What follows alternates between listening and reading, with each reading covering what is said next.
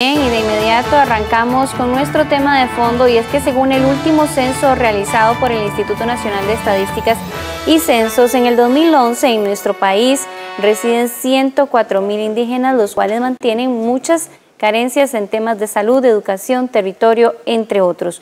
En materia educativa, por ejemplo, datos de altas de los pueblos indígenas de Costa Rica revelan que con el paso de los años los grupos de estudiantes se van volviendo más y más pequeños y solo el 8% de los indígenas concluyen sus estudios secundarios. En cuanto a la salud, el 18º Informe de Estado de la Nación en Desarrollo Humano Sostenible revela que los problemas más comunes entre los indígenas son el escaso acceso a las personas indígenas en los servicios de salud, la falta de infraestructura para la atención sanitaria, la falta de equipo médico, las deficiencias e insuficiencias en la atención de los niños y niñas adolescentes, mujeres, personas con discapacidad y personas adultas mayores, la falta de personal capacitado en la atención de población indígena y el trato discriminatorio.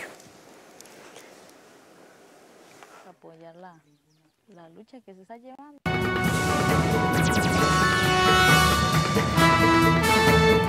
Bien, y de inmediato le damos la bienvenida a las personas que nos acompañan en la mesa del día de hoy. Tenemos ya acá presente a don Carlos Borge. Él es antropólogo y especialista en temas con respecto a los indígenas. También tenemos a don Juan Alfaro, viceministro de la Presidencia, y a Odir Blanco, representante de la Comisión Nacional de Asuntos Indígenas. Muy buenos días, y bueno, en marco a la celebración del Encuentro de Culturas de pues mañana 12 de octubre, es importante traer a la mesa este tema que en muchas ocasiones pues hemos dejado de lado y pues han perdido, por así decirlo, la batalla en cuanto a terreno, a salud, a educación, en algunas ocasiones los indígenas costarricenses. Tal vez si iniciamos con algunos datos, tal vez don Carlos Borge, muy buenos días. Muy buenos días.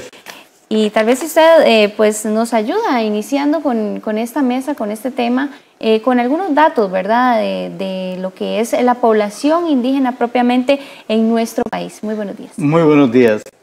Buenos días. Sí, los pueblos indígenas se componen en Costa Rica fundamentalmente de 7 etnias.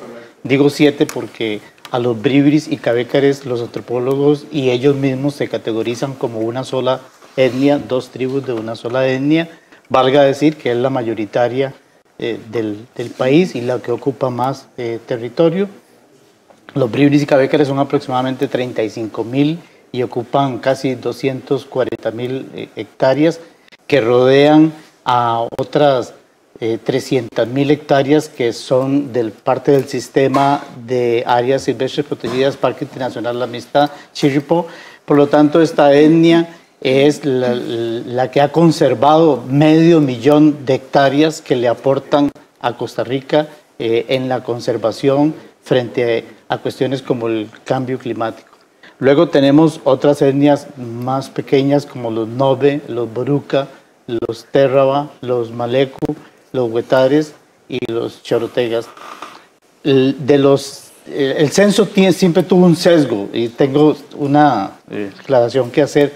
El censo estuvo mal planteado desde el inicio en cuanto a la pregunta, porque era de autoidentificación. Y entonces hay un fenómeno en América que se llama el neoindigenismo, los nuevos indios. Y apareció población que se autoconsideró como indígena, lo cual aumentó muchísimo. Es decir, que hay menos. Sí, en realidad... El censo dice 104.000. 104.000, pero aproximadamente 32.000, 33.000 no supieron decir a cuál grupo étnico pertenecían, solo decían que eran indígenas. Y dentro de estos también aparecieron 11.000 chorotegas. Se pasó del censo del 2000, de 800 chorotegas, se pasó a 11.000 chorotegas. lo cual es inaudito, es muy, muy extraño. Entonces yo considero que hay 70,000 indígenas costarricenses viviendo en nuestro país y no 104,000. De esos 70,000, la mitad viven dentro de territorios indígenas y la mitad viven fuera.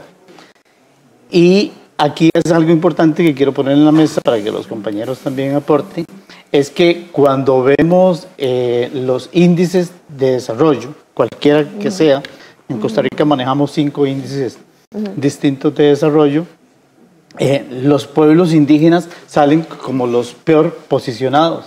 Pero si yo secciono los pueblos que viven dentro de los territorios indígenas y los que viven fuera, resulta que los que viven dentro están muchísimo peor que el global. O sea, el global ya es malo, pero hay... Los que viven dentro de las zonas... dentro de los territorios indígenas viven peor que los que viven... o sea, que el dato global que tenemos, por ejemplo, de que casi un 8% tienen bachillerato. Que llegan al bachillerato. Concluyen los estudios secundarios. Sí, ese dato sí es dentro de territorios indígenas. Ese sí es dentro. Porque sí, porque el sistema del Ministerio de Educación tiene la estadística de los pueblos indígenas de la educación dentro de los territorios indígenas. Pero aquellas escuelas que también tienen mayoría indígena, pero están fuera, como Grano de Oro, que está fuera y tiene el 100% de la matrícula es indígena, eso no entra dentro de las estadísticas. Pero lo real es que efectivamente la pirámide de ascenso dentro de la educación entran 100 y salen 8. Es realmente muy deficiente. Lo que quiero llamar la atención es que la situación, cuando usted hace el análisis de los 104,000, digamos, dice son 104,000, la situación es mala, pero si usted se va ya específicamente a los que viven dentro de territorios indígenas, la situación es muy, muy mala, y sobre todo con los pueblos bribris y cabécares, que son los que tienen menos accesibilidad a una serie de servicios del Estado. Odiel Blanco, vocero de la Comisión Nacional de Asuntos Indígenas, bueno, la mitad vive dentro y fuera. Ha sido una lucha de toda una vida, desde siempre, y ¿se avanza o no en eso, en que los indígenas estén en sus territorios? Bueno, buenos días y gracias por la invitación. Y bueno, efectivamente, los pueblos indígenas de Costa Rica pasan por una serie de situaciones, ¿verdad? Somos una cultura distinta, particular, e incluso particular entre nosotros mismos, ¿verdad? No son los mismos cabécares, el sentir como los malecos, y evidentemente sí, a la población indígena lo aqueja una serie de situaciones y problemáticas que tienen que ver con múltiples cosas, pero una de las principales tiene que ver con materia de tierra, ¿verdad? Que es el elemento que marca la vivencia indígena y el entorno, la cosmovisión, ¿verdad?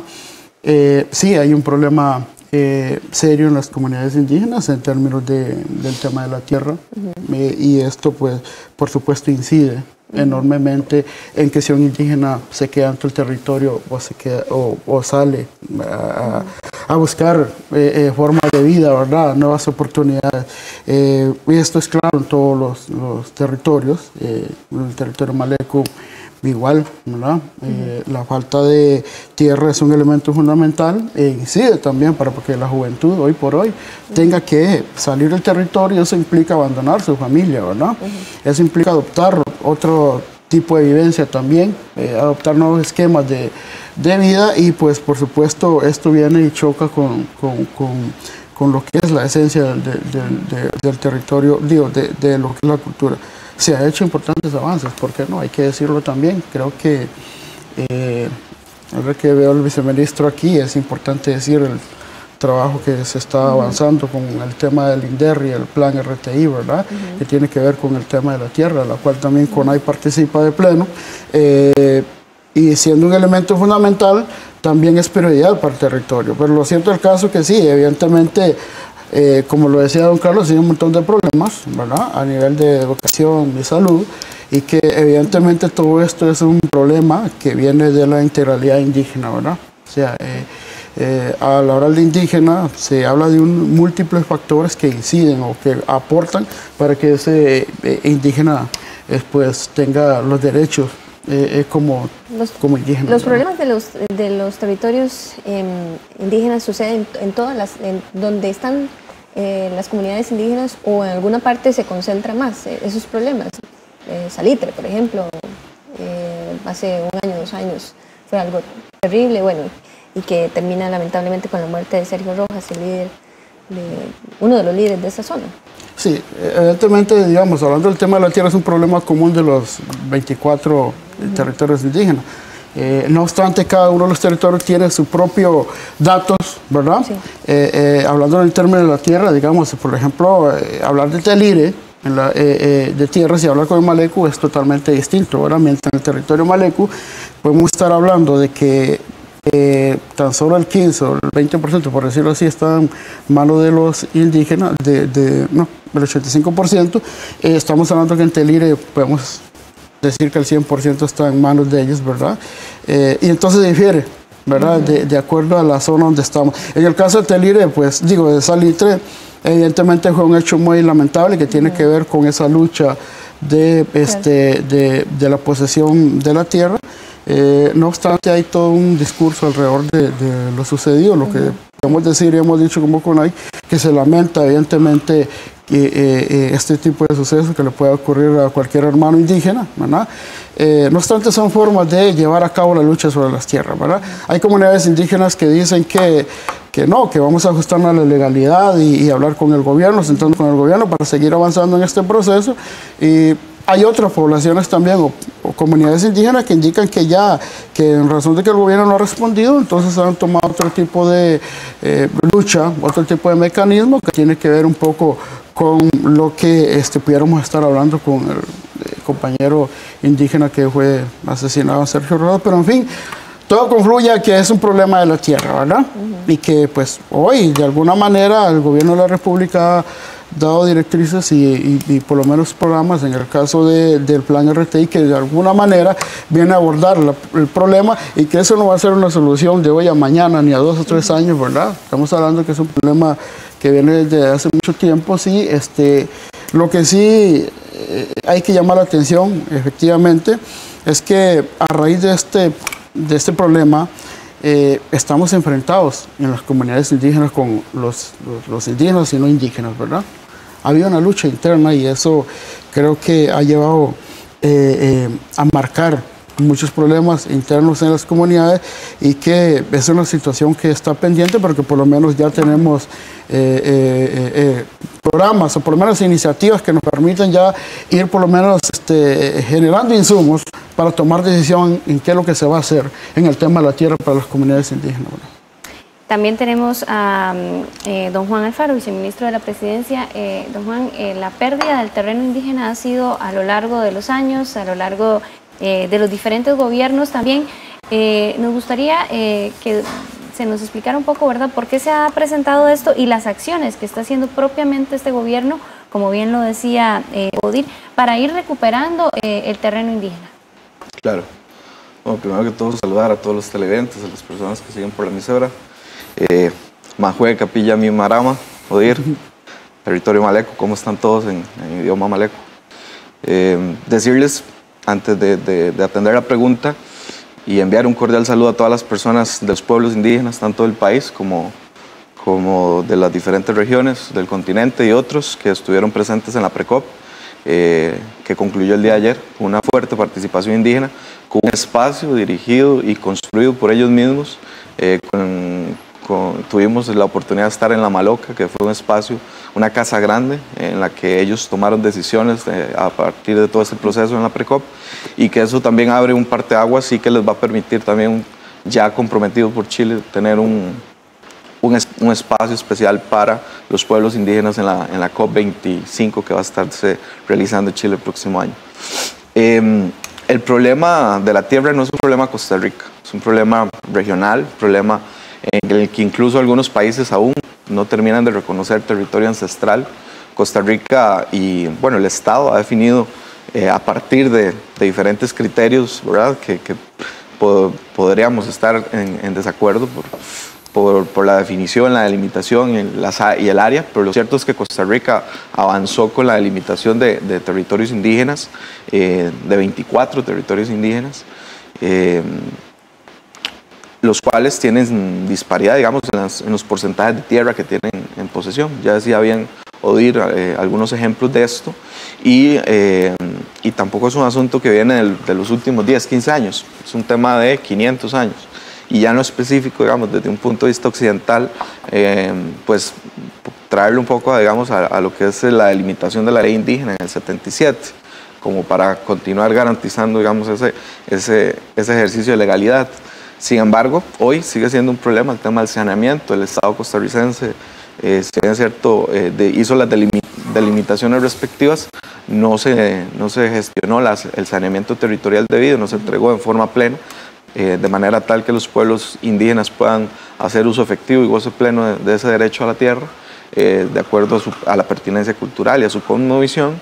Lo cierto es que hoy, y a partir también de una recomendación que haría el relator especial para Naciones Unidas de Pueblos Indígenas, en el año 2011, el Estado costarricense ha venido tomando decisiones de luchar contra sus situaciones estructurales, en este caso el tema de territorios indígenas y su distribución es una de ellas, y es por eso que desde el 2015 el Gobierno de la República toma la determinación a través de INDER de establecer un plan de recuperación de territorios indígenas, que es el plan RTI, el cual está definido o conformado por 7 diferentes actividades y distribuido en 3 etapas.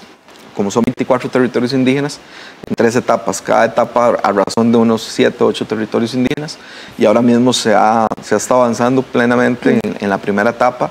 En esa primera etapa tuvimos algunos inconvenientes en temas de tiempo con Terra y Salitre, justamente también por esos conflictos que han surgido en el tema de la tenencia, pero procesos en los que yo también participo directamente, como comisiones de seguridad y saneamiento respecto al tema de las medidas cautelares, nos han permitido retomar ese diálogo, empezar a retomar el tema de la confianza, construir nuevamente lazos que nos permitan avanzar de forma sostenida en el plan RTI. Saber que el plan RTI hoy pues cuenta con una serie de estudios y levantamientos desde el punto de vista tanto cartográfico como georreferenciación, así también como un espacio censal en el que se le hace consulta a las personas que están dentro del territorio indígena, una serie de preguntas que permiten confeccionar un expediente administrativo que lo que es tendiente para que al finalizar este proceso pueda generarse el debido proceso según corresponde en legalidad, para poder concluir con una eventual indemnización en caso de que sea un poseedor de buena fe, o en su defecto con algún tipo de proceso de desalojo o reubicación, tal y como lo definió la ley indígena en su momento. Don Juan Alfaro, viceministro, perdón que le interrumpa, de la presidencia. Más adelante podemos, por supuesto, ampliar sobre el tema. Obviamente, la tenencia de tierras indígenas es una de las principales temáticas. Tenemos en línea a Magali Lázaro, planificadora social y asesora de la Mesa Indígena de Costa Rica. Buenos días, Magali. El principal problema de la tenencia de la tierra de los indígenas es personas que están ahí, que no quieren salir, o personas que llegan ahí. Coméntenos, por favor, Magali Lázaro, planificadora social y asesora de la Mesa Indígena de Costa Rica. Buenos días. Hola, buenos días. ¿Me escuchan? Sí, adelante, Magali. Sí, hola. Bueno, un placer. Primero a ustedes que están en el programa. Gracias por darme la oportunidad de participar por este medio. Un saludo a don Carlos, a Odir y al viceministro Juan Alfaro. Y a ustedes, por supuesto. Bueno, gracias. Primero quería referirme con los aspectos de la cantidad de indígenas que somos en este país al que se refirió don Borges. Con mucho respeto quiero decirle que difiero completamente con su posición de que somos 70,000, porque nosotros rechazamos como pueblos indígenas y como movimiento indígena, rechazamos aún que seamos solo 104,000 indígenas en el país. Esto a razón de que el racismo y la discriminación durante muchos años ha permeado en muchas familias para que por protección nos tengamos que decir que no somos indígenas y así no tengamos que ser un foco de discriminación más.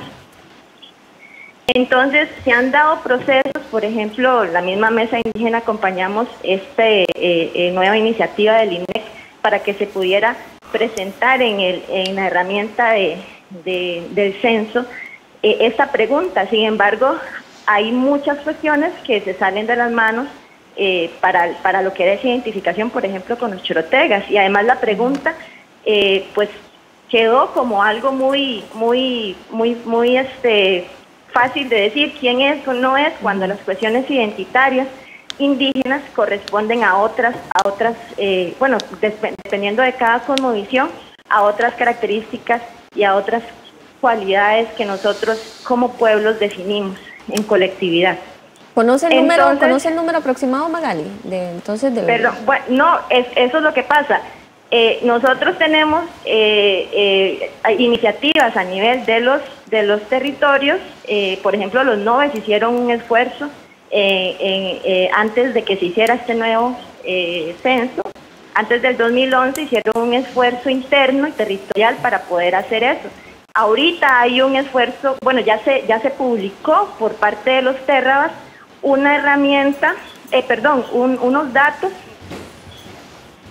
permiso, se hicieron unos datos,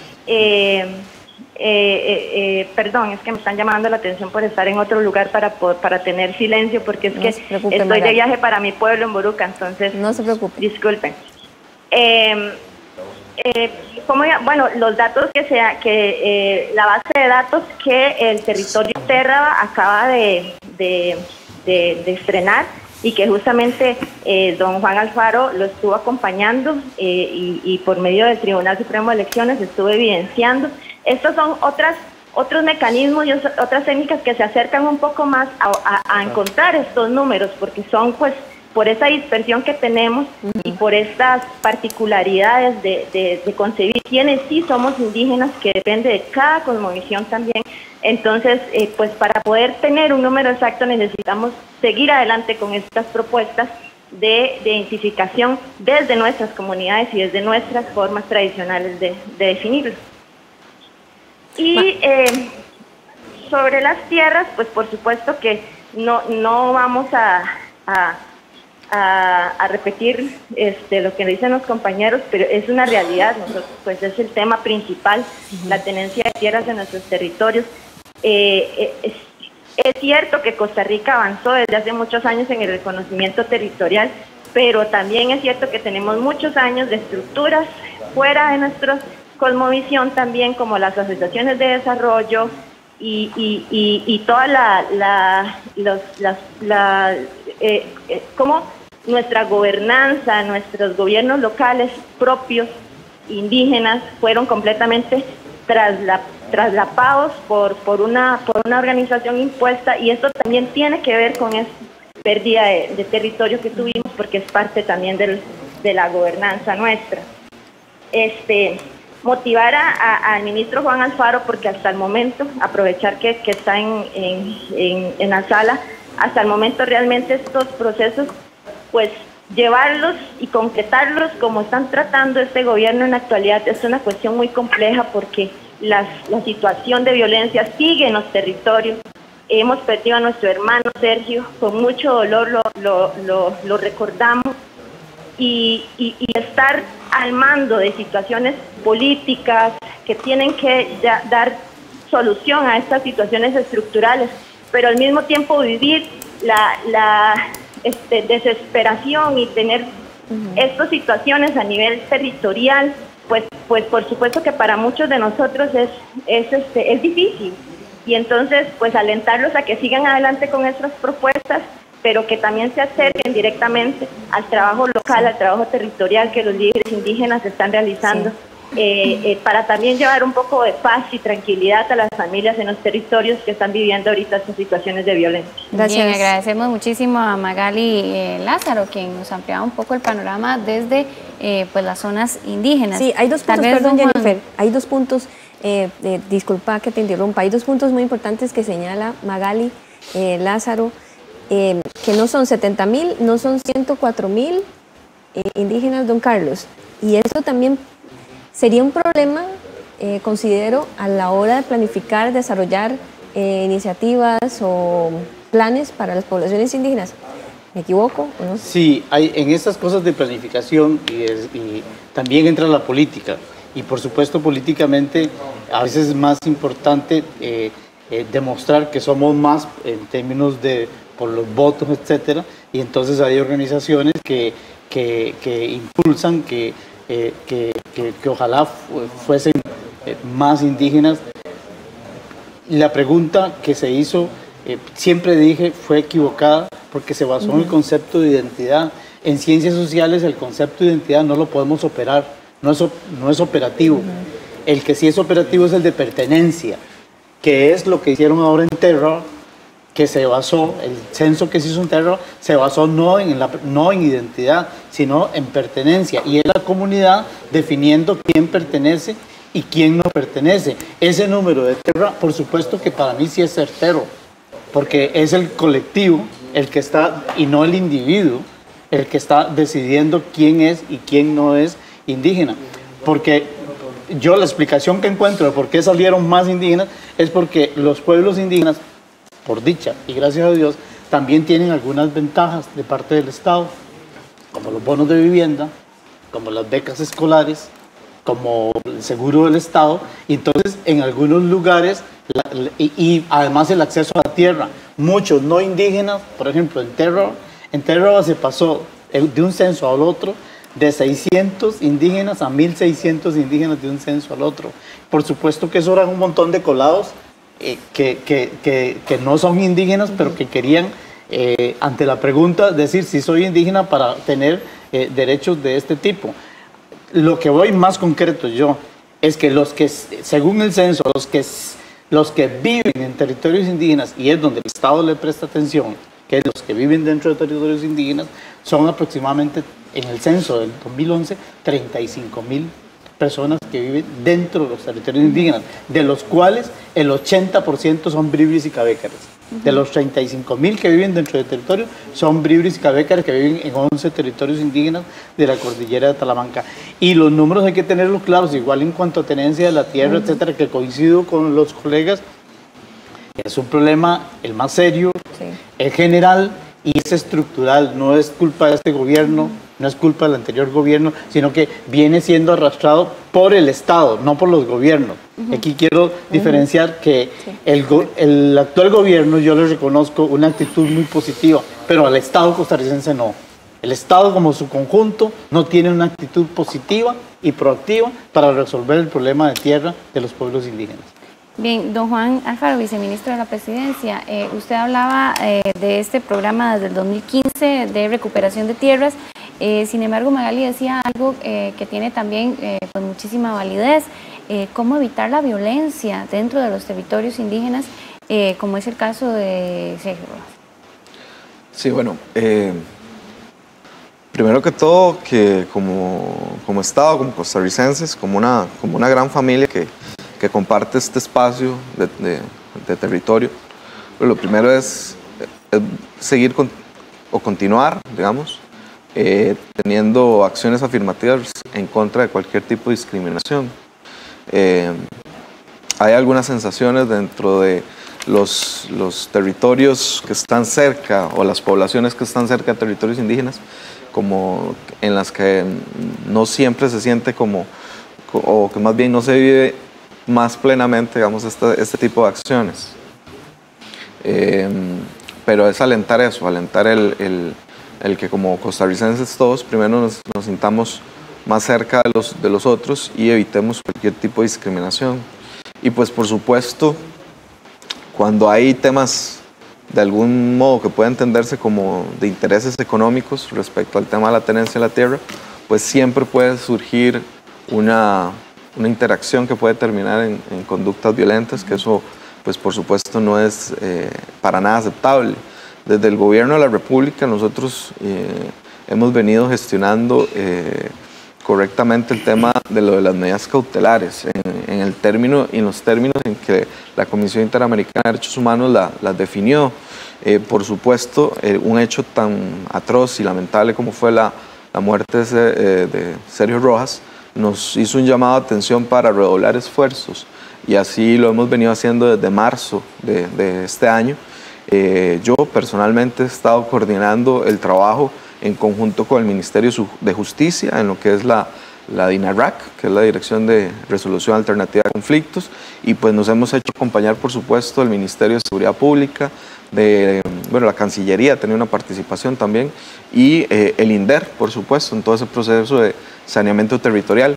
También hemos hecho esfuerzos importantes a partir de acercamientos con la Subcomisión de Acceso a la Justicia, y hay una persona, han definido una persona, la jueza Damaris Vargas, quien ha estado haciendo un excelente trabajo haciendo de puente y articulando en conjunto con estas visitas que hacemos básicamente todos los meses al territorio de Salitre y de Térraba, buscando, en lo que hemos instalado las comisiones de seguridad y las comisiones de saneamiento territorial, lo que ha permitido, por ejemplo, en Térraba ya haber aprobado el plan de seguridad, el plan operativo de seguridad, que fue un borrador propuesto por el Ministerio de Seguridad Pública y el que fue también retroalimentado por la comunidad en cuanto a lo que eran los patrullajes aleatorios, puestos de control. Don Juan Alfaro, viceministro de la Presidencia.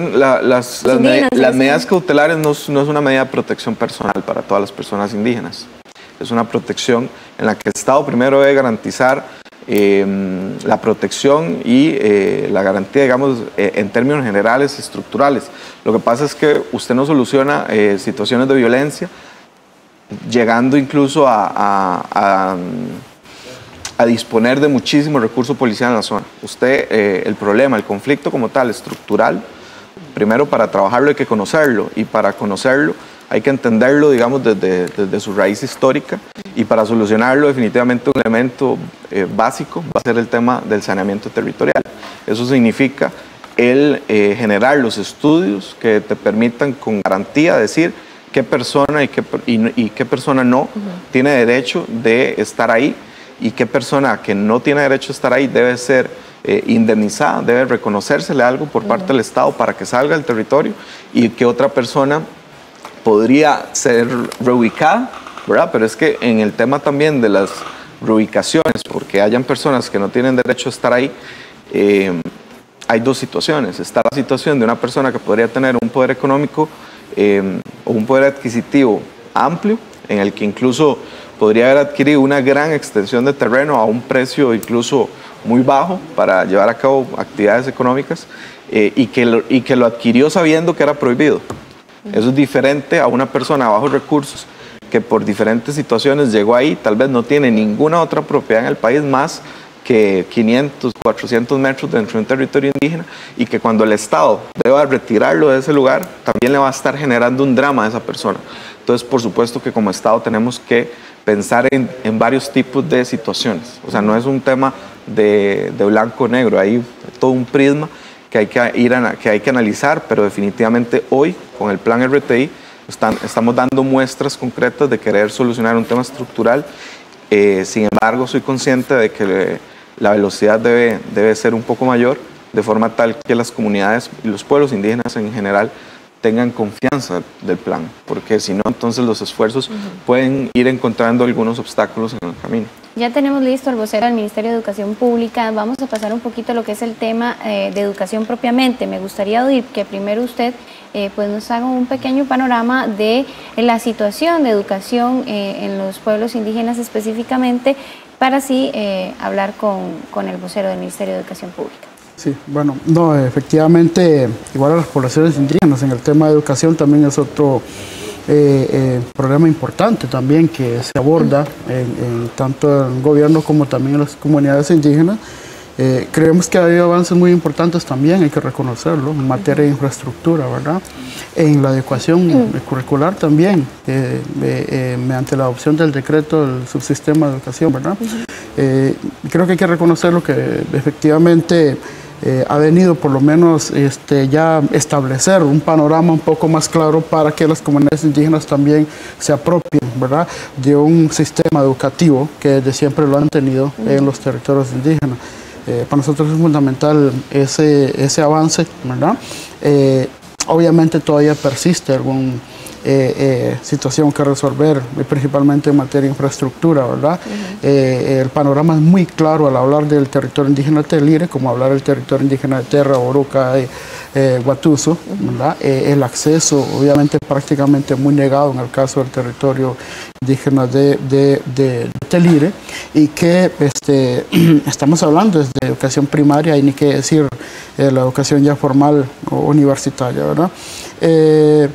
Sí, creo que hay que seguir avanzando en ese sentido, en ir incorporando también la vivencia indígena dentro del sistema educativo, el aporte, por ejemplo, de los mayores ahora en la contratación, por decirlo de algún modo, de los maestros de cultura, también han venido de cierto modo, apropiarnos o venir a oxigenar, por lo menos de algo que ya estaba prácticamente en una situación casi que la par de la tierra en términos de un problema muy serio que tiene que ver con ya es desprendernos de nuestra cultura, nuestra vivencia, ¿verdad? Y que de alguna manera el subsistema de educación indígena, por lo menos con incorporar los maestros de cultura, ha venido por lo menos a retomar nuevamente esa identidad, ¿verdad? Esa vivencia en familia, en la formación, en la educación desde los niños, y eso ha sido fundamental para que hoy por lo menos podamos decir que sí, que el Estado de cierta manera ha generado esa discusión y se ha avanzado también. Y también es un aporte importante la dirigencia, porque creo que había una lucha también en no dejarle las cosas al Estado y a los gobiernos, sino que han sido iniciativas también que han nacido y ha sido diseñado también desde las comunidades indígenas, y eso es un aporte muy importante. Don Odil, pero bueno, ahí en el tema de educación hay un aspecto, según el estado de la educación, en el tema de los educadores, se señalaba el informe que se tiene educadores no graduados, pero que sí son indígenas, que tienen las culturas, las raíces, y que eso ha venido en detrimento en la graduación o el terminar sus estudios. Pero bueno, tenemos también podemos ampliar sobre ese punto en específico. Tenemos a Víctor Estrada, vocero del Ministerio de Educación Pública. Don Víctor, buenos días. Varias consultas, una sobre el que le hacía Odil. El estado de la educación de los pueblos indígenas señala que los educadores, se ha contratado educadores que son indígenas, y que eso ha venido en detrimento un poco sobre el tema de si ellos terminan o concluyen sus estudios. Buenos días. ¿Cómo está la planificación del Ministerio de Educación Pública en ese sentido? ¿Cuál es el plan para estos pueblos indígenas en el tema educativo? Los educadores, indígenas,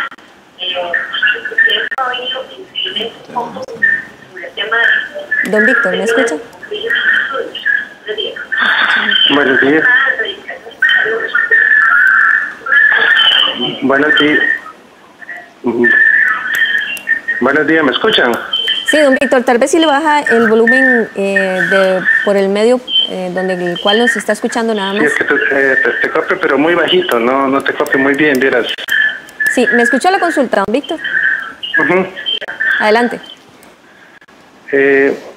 ¿Me puede repetir la pregunta? Sí, don Víctor, señala el estado de la educación de los pueblos indígenas, que uno de los detalles es que se ha venido contratando educadores indígenas y que eso ha afectado un poco la conclusión de estudios o la promoción, como guste llamarlo, de las personas que inician estudios en los pueblos indígenas. ¿Es así? ¿Y cuál es el plan del Ministerio de Educación en el tema de educación en los pueblos indígenas? Estamos teniendo problemas técnicos acá.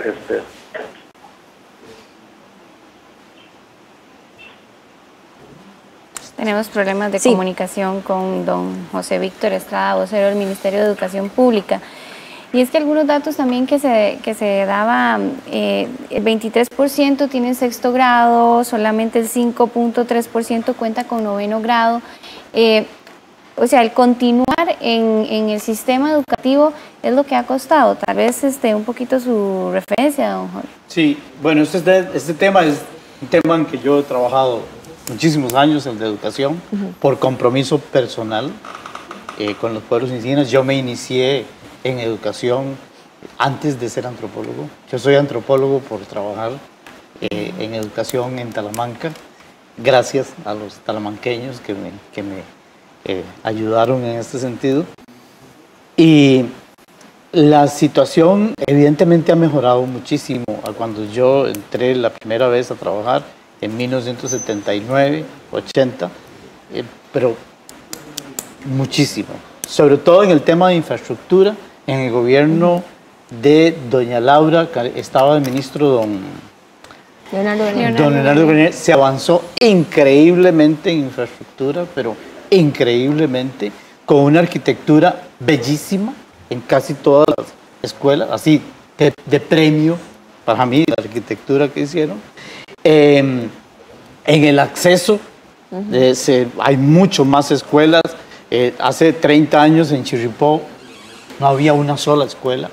Hoy tenemos 75 centros escolares en Chirripó y tenemos 7 colegios de secundaria en Chirripó. Hay un enorme avance en el acceso y por supuesto también hay un enorme avance en cuanto a la incorporación, que fue una lucha que personalmente yo he estado involucrado, de que los educadores sean indígenas. Esto tiene sus crisis de transición, obviamente. O como señala el Estado de la Nación. Sí, son crisis de transición en cuanto a que muchos no son graduados, son lo que se llama en el Ministerio de Educación, se llama aspirantes puros.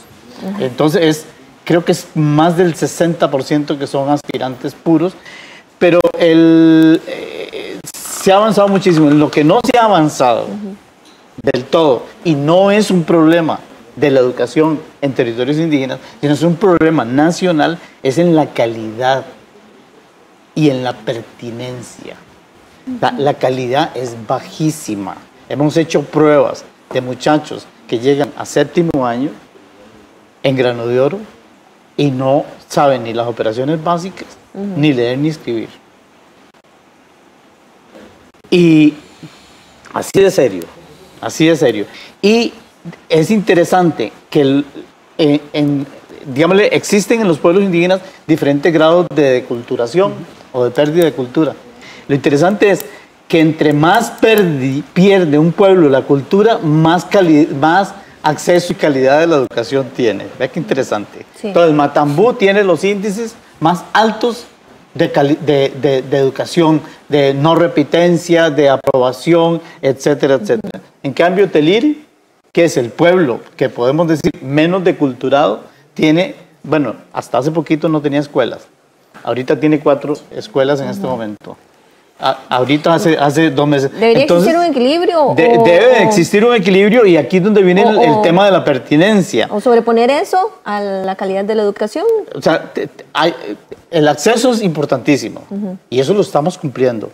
Como Estado costarricense lo hemos estado cumpliendo con el acceso. Ha mejorado, pero muchísimo. El problema que tenemos es el de la pertinencia. ¿Qué es la pertinencia? Le voy a poner un dato, así, concreto. En Chirripó existen 75 escuelas, existen como 3.500 estudiantes. En ninguna escuela se enseña en Cabécar, y el 95% de los estudiantes son monolingües del Cabécar. El maestro que llega les enseña todo el día en español. Imagínense, usted sale, hasta 6º grado sale tratando de entender un poco qué le dijo el maestro en español, porque el maestro no le habla en Cabécar, el maestro le habla en español. Es como que si yo fuera maestro costarricense, me manden a una aldea en China a educar niños chinos, y yo les dé todo el currículum en español a esos niños chinos que no saben hablar español.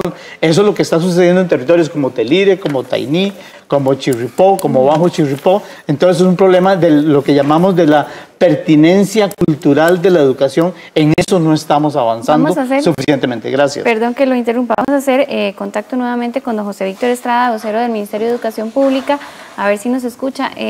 Don José, bueno... Don Víctor. Víctor Estrada. Sí, José Víctor Estrada. Sí. Ellos hablan acá en la mesa que la calidad es uno de los grandes problemas, y también el mantener enganchados a los estudiantes en los centros educativos para que logren terminar lo que son 6º grado, 9º, bachillerato. Buenos días, adelante. Buenos días a todos y todas. Un saludo a Juan Alfaro, a don Carlos Borges y don Odil Blanco y a los estimados periodistas. Muchas gracias por la participación. En realidad, la formación docente a lo largo de los años ha sido un problema, efectivamente, pero eso fue al inicio del año 2008, cuando realmente la implementación del subsistema de la educación indígena no había sido visible dentro del sistema o de forma operativa. Después del año 2008, la estrategia de vinculación con las universidades públicas y especialmente la Universidad Nacional en la División de Educación Rural, hemos avanzado muchísimo hasta nivel de licenciatura en la formación docente de los docentes a cargo de primero y segundo ciclo.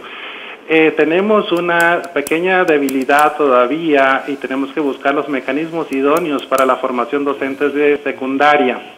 Pero docente de idioma y de cultura, al cual hacen referencia a algunos de los panelistas, responde a dos contextos socioculturales muy importantes. Uno, hay que tomar en cuenta que los docentes de cultura indígena no existe ninguna educación de enseñanza superior que pueda formar a esos docentes porque los conocimientos ancestrales adquiridos históricamente se transmiten a través de la oralidad y no hay ninguna academia especializada que pueda formar a estos docentes. Por eso es que hemos sido claros con la reforma del decreto del subsistema de la educación indígena que los docentes de idioma y de cultura, entre menos escolaridad tenga, son los idóneos para poder enseñar esa riqueza cultural que muy celosamente hemos custodiado por más de 500 años. En cuanto a la enseñanza de la lengua indígena en los centros educativos indígenas, dentro y fuera de los territorios indígenas, hay que ser muy claro en este sentido. Los docentes ya están teniendo grado de formación académica porque hay que tener conciencia de que para la enseñanza de la lengua hay que tener métodos y técnicas y la parte de las competencias lingüísticas. El Ministerio de Educación ha trabajado en la Dirección de Desarrollo Curricular en la reforma de los planes y programas de estudio dentro del marco común europeo de lenguas para que este sea un enfoque comunicativo para que estos estudiantes cuando terminen el sexto año puedan tener las destrezas y habilidades lingüísticas requeridas. La comunicación lingüística es muy importante porque la vitalidad de la lengua, la ecología de la lengua es importante determinar una comunidad lingüística y sus variantes sociolingüísticas que permiten que realmente nuestros estudiantes aprendan de acuerdo al contexto sociocultural, que es un factor muy interesante que el Ministerio de Educación está apostando en los últimos años.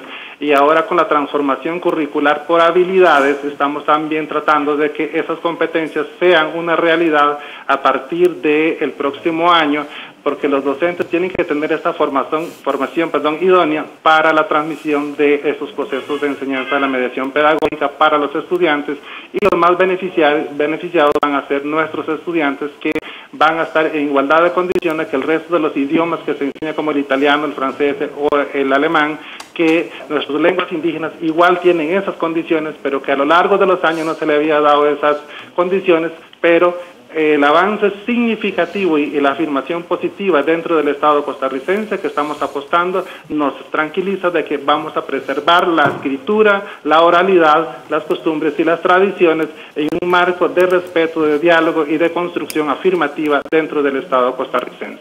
Gracias, Víctor Estrada, vocero del Ministerio de Educación Pública. Tenemos en línea también a María Delgado, indígena de la zona sur. María Delgado, buenos días. Coméntenos la situación en este momento. Usted como indígena y en esta zona en específico donde precisamente hemos mencionado que ha habido violencia, se han presentado fuertes episodios de violencia por el tema de tenencia de tierras. Buenos días. Buenos días y gracias por concederme el espacio. Sí, estoy escuchando a los compañeros y muy acertado lo que dice compañero Estrada. Perdón, se me olvida el nombre. Víctor Estrada. Víctor Estrada. Sí, nosotros en el territorio indígena de Salitre, en el año 2012, en adelante, hemos estado luchando y reclamando por nuestras tierras, por nuestros bosques, por nuestros recursos naturales, pero también que que como es sabido a la comunidad internacional, nacional e internacional, eso nos ha generado demasiados problemas y mucha violencia de parte de las personas no indígenas que pretenden quedarse con nuestras tierras. Pero nosotros aquí, las mujeres, pues hombres y mujeres, estamos luchando para que se nos reconozca y se nos den se nos devuelvan nuestras tierras, como parte también de una lucha que estamos dando, es por la recuperación de nuestro idioma, que como saben, cuando un pueblo es sometido a otro pueblo con violencia, pues se le despoja de las tierras y de todo los bienes que tiene. Por ejemplo, nuestra identidad, que es el idioma bribri, que como decían los compañeros, pues acá ya sabemos que a nivel nacional no hay una academia, una universidad o algo especializado para que enseñe a esas personas, digamos, formen a un profesional en ese sentido. Entonces, ha sido demasiado, digamos que las agresiones que hemos sufrido, porque no queremos perder totalmente, digamos, desaparecer de nuestros territorios, lo que es nuestra identidad. Mariana. Sí, Mariana, disculpe que la interrumpa, nos queda poquísimo tiempo y tenemos que irnos. Gracias por la intervención. Nos consulta Marcela Zamora, viceministro de la Presidencia, Juan Alfaro. Los pobladores indígenas en varias ocasiones han denunciado racismo, falta de justicia y respeto por parte de los oficiales de la fuerza pública y las personas funcionarias del Poder Judicial. Es un asunto estructural. ¿Qué hace el gobierno para detener esto? Y ella misma también consulta que a 7 meses del asesinato del líder indígena Sergio Rojas, la violencia sigue. ¿Qué se sabe de los autores materiales e intelectuales? Sé que el viceministro de la Presidencia no es de la fuerza pública, pero consulta, podemos indicarle algo a Maricela. Bueno, decirle a Marcela que efectivamente hemos, en este proceso, tanto con Salitre como en Terra, hemos recibido algunas preocupaciones de parte de las personas indígenas de estos dos territorios, y en esas comisiones que les indicaba, hemos tomado medidas al respecto, como por ejemplo, tanto en Salitre como en Terra, cualquier oficial de la fuerza pública que ingresa a territorio indígena posee una identificación con su foto, con su número de cédula, y ellos también poseen un padrón de todos los oficiales que están en el puesto de fuerza pública de Buenos Aires, con la finalidad de que puedan identificarlos de forma rápida, y en caso que surja algún tipo de problema puedan hacer una denuncia específica sobre el oficial. También decir que Buenos Aires, al final de cuentas, también es un pequeño pueblo y puede generar que muchas personas se conozcan. Nosotros en algún momento también recibimos algunas alertas de que ellos tal vez tenían algún sentimiento de desconfianza hacia algunos compañeros de la fuerza pública específicos. Entonces el ministro de Seguridad dio órdenes directas para que esas personas no ingresaran a estos territorios, sino que se ocuparan de atender otros espacios físicos. Situaciones similares, por ejemplo, hace poco estuve en Talamanca Bribri con Aitibri, con la Asociación de Desarrollo, y hemos recibido una serie de denuncias también, no tanto sobre el personal de fuerza pública, sino también sobre situaciones de seguridad puntualmente. Estuvo por allá acompañándome Manuel Salas, que es el subcomandante de la Regional de Limón, y estamos en proceso de desarrollar un trabajo conjunto con la Asociación de Desarrollo, así como el Tribunal de Derecho Consuetudinario de Talamanca Bribri, para avanzar en este sentido. Sobre el tema de la investigación de don Sergio, sí, sé que han pasado ya esos 7 meses y que lamentablemente todavía no tenemos claridad al respecto. Yo sé que el Ministerio Público desde el primer momento definió una unidad de investigación especializada, que no lo está llevando directamente la Fiscalía de Asuntos Indígenas. Doña Emilia definió un equipo especial para atender el tema. Yo sé que el OIJ ha estado también haciendo todos los esfuerzos del caso. Lamentablemente, por lo menos de la información que no permite entorpecer, digamos, la investigación, de momento con lo que se cuenta fue con 2 retratos hablados que el OIJ dio a conocer a toda la población costarricense para que en caso de que tuvieran alguna referencia, pues se les diera la información. Pero de momento, obviamente por no entorpecer la investigación, yo tampoco puedo tener acceso a información más detallada. Llegamos al final de la presencia. ¿Decir algo? Sí, 30 segundos. 10 segundos, don Carlos, 10 ya segundos. nos van a cortar. Hay intentos de algunos costarricenses de violentar más a los territorios indígenas, promoviendo las exploraciones petroleras y las exploraciones mineras. Yo le pido a los costarricenses que no voten para que se haga el referéndum, que no sigamos atentando y violentando a los pueblos indígenas. Gracias. Muchas gracias. Gracias, terminamos la revista. Buen día. Gracias.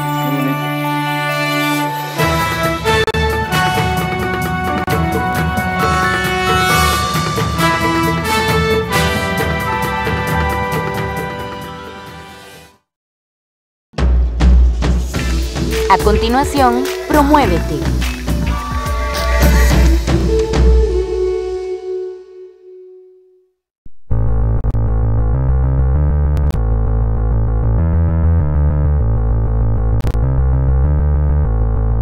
Bienvenidos amigos y amigas a un programa más de Promuévete de su canal 13. Bienvenidos a su clase